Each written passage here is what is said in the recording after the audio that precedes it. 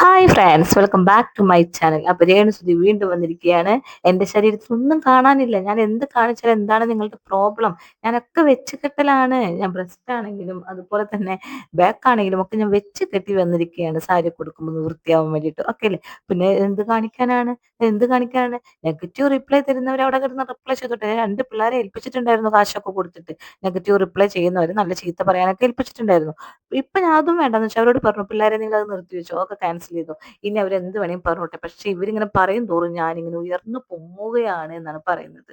Negative spread ആക്കുമ്പോൾ ഞാൻ star ആയി മാറുകയാണ്. ശരിക്കും രേണുസുതി അങ്ങനെ തന്നെയാണ്. നെഗറ്റീവ് സ്പ്രെഡ് ആക്കിയിട്ട് തന്നെയാണ് സ്റ്റാർ ആയി മാറിയതെന്ന് എല്ലാവർക്കും അറിയാം. അപ്പൊ രേണുസുതി ഒരു വോയിസ് നമുക്ക് കേൾക്കാം. അതിന് മുന്നേ ചാനൽ ഒന്ന് സബ്സ്ക്രൈബ് ചെയ്യുക, ഷെയർ ചെയ്യുക, ലൈക്ക് ചെയ്യുക, ബെൽബട്ടനും കൂടി അമർത്തിക്കോളൂ കേട്ടോ. കഴിക്കും. ബീഫ് കഴിക്കാറില്ല, ഞാൻ കഴിക്കാറില്ല. അതുപോലെ ഇപ്പോൾ ഒരുപാട് ഇനാഗ്രേഷൻ കിട്ടാൻ കാരണം ഇപ്പോൾ ശരീരം കാണിച്ച് എക്സ്പോസ് ചെയ്തിട്ടുള്ള ഡ്രസ്സ് ഇട്ടിട്ടാണ് രേണുസുതി വരുന്നത്. ഈയിടെ എന്നാ കാണാനാടാ ഈ ശരീരത്തില്? എന്തോ കാണിക്കാനാ? ഒരുപാട് പേര് പറയുന്നുണ്ട്. പറയട്ടെ, ഞാൻ പറയട്ടെ. ഞാൻ നെഗറ്റീവ് കമൻസ് നോക്കി ഞാൻ റിപ്ലൈ എൻ്റെ രണ്ട് പിള്ളേരെ നോക്കാൻ ഏൽപ്പിച്ചിട്ടുണ്ട്. കമൻറ്റ് റിപ്ലൈ കൊടുക്കാൻ. ഇപ്പം ഞാൻ അവരോട് പറഞ്ഞു, ഇനി ഒരു നെഗറ്റീവ് കമൻസ് നോക്കണ്ട. കാരണം ഇവർ ഓരോ നെഗറ്റീവ് കമൻസ് ഇടുമ്പോഴും ഞാൻ അത് ചവിട്ടി ചവിട്ടി കയറുന്നതല്ലാതെ എനിക്കൊരു, ഞാൻ താഴെ കിടക്കുന്നില്ല. ഓരോ ആൾക്കാർ എന്നെ വിളിച്ചുകൊണ്ടിരിക്കുകയാണ്, ഓരോ വർക്കുകൾ വന്നുകൊണ്ടിരിക്കുകയാണ് അല്ലേ. ആൽബം ആണെങ്കിലും ഇനോഗ്രേഷൻ എല്ലാം പറയും. എനിക്കത് സന്തോഷമുള്ളൂ. ഞാൻ ദൈവത്തെ മനസ്സിൽ പ്രാർത്ഥിച്ചുകൊണ്ടാണ് ഞാൻ ഓരോ ഇനോഗ്രേഷൻ ആണെങ്കിലും ഓരോ കാര്യങ്ങളും ചെയ്യുന്നത്. അപ്പോൾ അതിൻ്റെ അനുഗ്രഹം എനിക്കുണ്ടാകും. പിന്നെ മറ്റുള്ളവർ അവർക്കിങ്ങനെ നെഗറ്റീവ് കമൻസ് ഇട്ട് തളർത്താനല്ലേ പറ്റത്തുള്ളൂ. അങ്ങനെയായിരുന്നെങ്കിൽ ഞാൻ പണ്ടേ ഇത് തീർന്ന് ഞാൻ വീട്ടിൽ ഇരിക്കത്തില്ലേ. അതുകൊണ്ട് ഞാൻ നെഗറ്റീവ് കമൻസ് ഒരു കമൻസോ ഞാൻ മൈൻഡ് ചെയ്യത്തില്ല. മുന്നോട്ട് തന്നെ ഇങ്ങനെ പോകും. അത് കാണുമ്പോഴല്ലേ നമ്മൾ അയ്യോ അങ്ങനെ പറഞ്ഞല്ലോ, റിപ്ലൈ കൊടുക്കടാ എന്ന് പറയാൻ പറ്റത്തുള്ളൂ. ഇത് ഞാൻ മൈൻഡ് ചെയ്യത്തില്ല.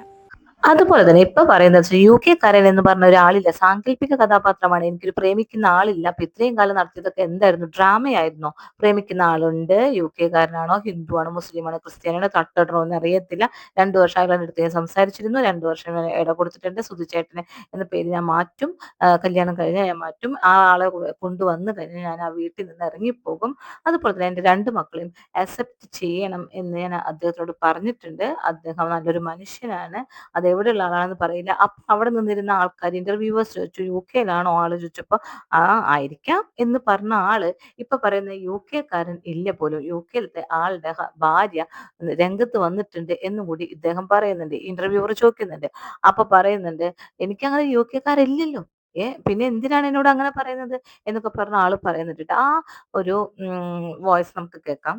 അതുപോലെ ഇപ്പം ഒരു യൂട്യൂബിൽ ഒരാൾ റിയാക്ട് ചെയ്തിരിക്കുന്ന വീഡിയോ ആണ്. രേണുവിൻ്റെ UK-കാരൻ കാമുവിൻ്റെ ഭാര്യ രംഗത്ത്. എനിക്ക് UK-കാരനും ഇല്ല, കാമുകനും ഇല്ല, ഭാര്യ രംഗത്തും വരുന്നില്ല. തീർന്നു. എനിക്ക് അങ്ങനെ ഒരു വ്യക്തി, ഒരു സ്ത്രീ ഒരു വീഡിയോ ഇട്ടിരുന്നു. എനിക്കറിയില്ല. അപ്പോൾ ഈ പറയുന്നവർക്ക് UK-കാരൻ, എനിക്ക് അങ്ങനെ ഒരു, ഞാൻ കാര്യം UK-യിലാണെന്ന് ആര് പറഞ്ഞു? കാമുകൻ. എനിക്ക് കാമുകൻ ഉണ്ടെന്ന് ഞാൻ കൺഫേം പറഞ്ഞു. ആരോടേലും പറഞ്ഞിട്ടുണ്ടോ? ഈ പറഞ്ഞവരോട് ഞാൻ പറഞ്ഞിട്ടുണ്ടോ? എനിക്ക് കാമുകനും ഇല്ല. UK-യിലെ കാമുകൻ്റെ ഭാര്യയും രംഗത്ത് വന്നിട്ടില്ല. ഒരുത്തർ രംഗത്ത് വന്നിട്ടില്ല. നെഗറ്റീവായിട്ടുള്ള വീഡിയോസ് ചെയ്യുന്ന ആൾക്കാർ ചേച്ചിക്ക് പരാതി കൊടുത്തത് എന്തിനാണ്? പരാതി കൊടുത്തിട്ട് എന്താ പ്രയോജനം? എൻ്റെ ദേഹത്ത്, ഞാൻ പണ്ട് പറയുന്ന പോലെ എൻ്റെ ദേഹത്ത് വന്ന് അടിച്ചു കഴിഞ്ഞാൽ അതെനിക്ക് വേദന എടുക്കും. ഇവരവിടെ കിടന്ന് ചിലക്കട്ടെ, അവർക്ക് ഉപജീവന മാർഗ്ഗം അതായിരിക്കും. എന്നെ 2 തെറി പറയുക, 2-3 നല്ല റീച്ച് കിട്ടുക, അതായിരിക്കും അവരുടെ ഉപജീവന മാർഗ്ഗം. അതുപോലെ വന്നിരിക്കുന്ന വേറൊരു സംഭവമാണ്. അതെ അതെ. അപ്പൊ രേണു ഈ കാട്ടിക്കൂട്ടുന്ന ഉപജീവന മാർഗത്തിന് തന്നെയല്ലേ? അതാണെന്നാണല്ലോ ഇപ്പൊ കരഞ്ഞുകൊണ്ട് പറയുന്നത്. അപ്പൊ രേണു കാട്ടിക്കൂട്ടിയത് കൊണ്ടാണല്ലോ എല്ലാവരും ഇട്ട് രേണുവിനെ അമ്മാനമാടിക്കൊണ്ടിരിക്കുന്നത്. അങ്ങനെ അമ്മാനമാടിയപ്പോൾ രേണു ബിഗ് ബോസിൽ എത്തിച്ചേർന്നു. ബിഗ് ബോസിൽ എത്തിച്ചേർന്നപ്പോ പുറത്തേക്ക് ഇറങ്ങിയപ്പോ എല്ലാവർക്കും ഒരു സിമ്പതി വർക്കൗട്ടായി. രേണു അവിടെ കാണിച്ചു കൂട്ടിയതൊക്കെ അതുപോലെയായിരുന്നു. അതുകൊണ്ട് എല്ലാവർക്കും, ഞാനടക്കമുള്ള ആൾക്കാർ നല്ല വീഡിയോസ് ആണ് രേണുവിനെ ഇട്ടിരുന്നത്. പിന്നീട് രേണു വീണ്ടും തുടങ്ങി പഴയ, എന്താ പറയാ, പണ്ടത്തെ ചങ്ങല വീണ്ടും തെങ്ങുമ്പോ തന്നെ എന്ന് പറയുന്ന പോലെ അതേ അവസ്ഥയിൽ വീണ്ടും രേണു തുടങ്ങി. ഇപ്പൊ എല്ലാവരും ഉപജീവനമാർഗം രേണു ആണ് എന്നാണ് പറയുന്നത്. ആയിക്കോട്ടെ, ഇപ്പൊ കമന്റ്സ് ഇടുന്നവരും ഉപജീവനമാർഗം അത് തന്നെയാണോ? രേണു ദിവസം കമന്റ് ബോക്സ് ഒക്കെ ഓഫ് ചെയ്ത് വെച്ചിട്ടുള്ളൂ, അത് എന്തുകൊണ്ടാണ്? ഇനി കിച്ചു ഇത്രയും വലിയ സീനൊക്കെ കണ്ടിട്ട് പ്രതികരിച്ചില്ലേ എന്ന് ചോദിക്കുന്നുണ്ട്. അപ്പോ അതിന് ഉദാഹരണം ആയിട്ട് പറയാണ്, ഞങ്ങൾ ഇതുവരെ ഒരു അമ്മയും മകനാണ്, ഞങ്ങൾ ഇന്നവരെ പിണങ്ങിയിട്ടില്ല. ഞാൻ എൻ്റെ അമ്മയുടെ അടുത്തൊക്കെ പിണങ്ങി നിൽക്കാറുണ്ട്. ആ സമയത്ത് കിച്ചു എൻ്റെ അടുത്ത് കഥ ചോദിക്കും, അമ്മേ എന്താണ് ആ കഥ, അമ്മേനെ ആരൊക്കെ പ്രേമിച്ചു എന്നുള്ള കഥ ചോദിക്കുമെന്നല്ലാതെ എന്താണ് അമ്മ അങ്ങനെ അഭിനയിച്ചത്, എന്താണ് ഇങ്ങനത്തെ ഡ്രസ്സ് ഇട്ടത് എന്നൊന്നും എൻ്റെ അടുത്ത് ഇന്ന് വരെ എൻ്റെ മോൻ ചോദിച്ചിട്ടില്ല. ചോദിക്കത്തില്ല. അതാണ് അവന്റെ സ്റ്റാൻഡേർഡ് എന്ന് പറയുന്നത്. ശരിയായിരിക്കാം. കിച്ചു ചോദിക്കില്ല. കാരണം എന്താണ്? ഇവര് രണ്ടുപേരും അമ്മയും മകനും ആയിട്ടല്ല സത്യത്തിൽ ജീവിക്കുന്നത്. ഇവരെങ്ങനെയാണ് ജീവിക്കുന്നത്? അന്യ ആൾക്കാരെ പോലെ തന്നെയാണ് ജീവിക്കുന്നത്. എന്റെ അഭിപ്രായത്തിൽ അത് തന്നെയാണ്. സ്വന്തം ഒരു മകനെ പോലെ മകന്റെ അടുത്ത് പെരുമാറുന്ന പോലെയാണോ രേണു കിച്ചുവിന്റെ അടുത്ത് പെരുമാറുന്നത്? ഒരിക്കലുമല്ല. കിച്ചു സ്വന്തം അമ്മയുടെ അടുത്ത് പെരുമാറുന്ന പോലെയാണോ രേണുവിന്റെ അടുത്ത് പെരുമാറുന്നത്? അല്ല. അപ്പൊ ഇങ്ങനെ 2 ധ്രുവങ്ങളിൽ രണ്ടുപേരും താമസിക്കുക. അച്ഛൻ കെട്ടിയ ഒരു ഭാര്യ എന്നുള്ള ലെവലിൽ മാത്രമേ കിച്ചു കൺസിഡർ ചെയ്യുന്നത്. അതുപോലെ എന്റെ ഭർത്താവിന്റെ ആദ്യത്തെ ഒരു മോൻ എന്ന രീതിയിൽ തന്നെയാണ് കൺസിഡർ ചെയ്യുന്നത്. സ്വന്തം മകനെ പോലെ ഒന്നും കൺസിഡർ ചെയ്യുന്നില്ല. സ്വന്തം മക്കളായാലും അങ്ങനെയൊക്കെ ചോദിക്കുള്ളൂ. എന്താ അമ്മ ഇങ്ങനെ ചെയ്തത്? എനിക്ക് നാണക്കേടല്ലേ പുറത്തിറങ്ങുമ്പോ എന്ന് ചോദിക്കുള്ളൂ. ഇതിപ്പോ കിച്ചുവിന് എന്താണ്? കിച്ചു അതുകൊണ്ടാണ് പ്രതികരിക്കാത്തതല്ലാണ്ട് ഇപ്പൊ എന്താ പറയാ ഇതിനെ. അവർ ശരിക്കും അമ്മയും മോനുമായിട്ടുള്ള വർക്കൗട്ട് ചെയ്തിട്ടുണ്ടെങ്കിൽ അവരുടെ ആ സംഭവമാണെങ്കിൽ അവരെന്തായാലും പ്രതികരിക്കേണ്ടതാണ്.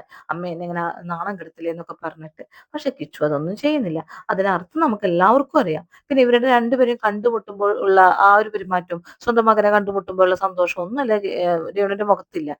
കൊല്ലത്ത് വരെ എത്തിയിട്ട് കിച്ചുവിനെ കാണാൻ പോവാത്ത ആളാണ് രേണു. മിനിഞ്ഞാന്ന് കൊല്ലത്തായിരുന്നു, ഇന്നലെ ഉത്രാളിക്കാവ് പൂരത്തിന് തൃശ്ശൂരായിരുന്നു.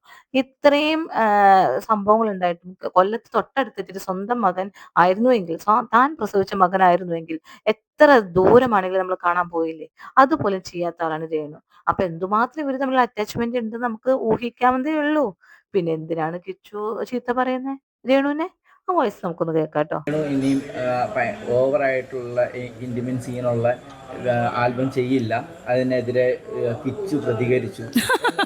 ഒരുപാട് വീഡിയോ കുറേ പേര് പറയുകയും ചെയ്തിട്ടുണ്ട്. ആ പറയുന്നവരുടെ മക്കളായിരിക്കും പ്രതികരിച്ചത്. എനിക്കറിയില്ല. എൻ്റെ മകൻ ഇന്ന് വരെ എൻ്റെ ആൽബത്തിനെ പറ്റിയോ ഞാൻ ചെയ്ത ഒരു വർക്കിനെ പറ്റിയോ ഇന്ന് വരെ ഒന്നും പറഞ്ഞിട്ടില്ല കിച്ചു. ഒരു പ്രാവശ്യം ഒരു ഷോർട്ട് ഫിലിം കണ്ടിട്ട് അവന് മനസ്സിലാകാഞ്ഞിട്ട് എന്നോട് അമ്മ അതിൻ്റെ കഥയൊന്നും പറഞ്ഞു. അമ്മേനെ ആരൊക്കെയാണ് അതിനകത്ത് പ്രേമിച്ചത്, അമ്മയെ അങ്ങോട്ട് പ്രേമിച്ചാണ് ഇങ്ങോട്ട് കഥ സ്റ്റോറി അത് ഞാൻ പറഞ്ഞു കൊടുത്തു. അതല്ലാതെ ഞാൻ ഇനി ഇൻറ്റിമസി സീൻ ഉണ്ടെങ്കിൽ എനിക്ക് കംഫോർട്ടബിൾ ആണെങ്കിൽ ഇനിയും രേണുസുതി അഭിനയിക്കും. എനിക്ക് കംഫോർട്ടബിൾ ആയിട്ടുള്ള സീനാണെങ്കിൽ രേണുസുതി അഭിനയിക്കും.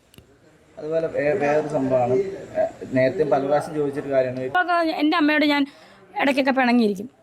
ഞങ്ങൾ തമ്മിൽ സൗന്ദര്യ പിണക്കം പോലും ഇല്ല, പിന്നെ എവിടെയാണ് പിണക്കം എനിക്കറിയില്ല. അതുപോലെ ഒരു പ്രമുഖനായിട്ടൊരു വ്ളോഗിലിട്ട ഒരു വീഡിയോ ഉണ്ട്. കിച്ചു കഞ്ചാവ് വലിക്കുന്ന ഒരു വ്യക്തിയാണ്, മദ്യപിക്കുന്ന ഒരു വ്യക്തിയാണ്, തൻ്റെ പോലെ പിഴച്ച് നടക്കുക അങ്ങനെ പറഞ്ഞ ഒരാൾ ഭയങ്കര മോശം. അവൻ്റെ വീട്ടിലെ ആരെങ്കിലും ആയിരിക്കും അത്. ആ പറഞ്ഞവൻ്റെ വീട്ടിലെ ആരെങ്കിലും ആയിരിക്കും. എൻ്റെ വീട്ടിൽ അങ്ങനെ ചെയ്യുന്നില്ല, എൻ്റെ മകനും അങ്ങനെ ചെയ്യുന്നില്ല.